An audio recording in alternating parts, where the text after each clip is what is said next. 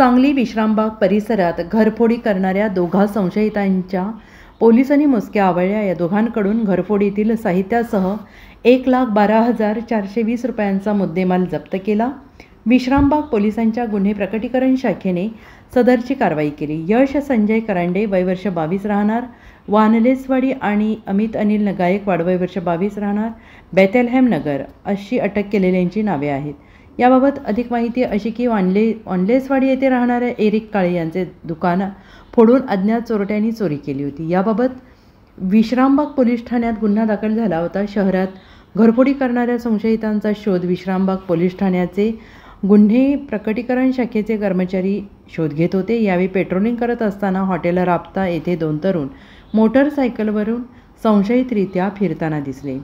त्यांच्या जवळ जाताना पोलीस येत असल्याचं पाहून दोघेजण पळून जाऊ लागले। यावेळी शिताफेने त्यांना ताब्यात घेत तपासणी केली असता त्यांच्याजवळ असलेल्या मोपेड गाडीच्या डिक्कीमध्ये कॅनन कंपनीचा कॅमेरा आणि सिगारेटची पाकिटे आढळली।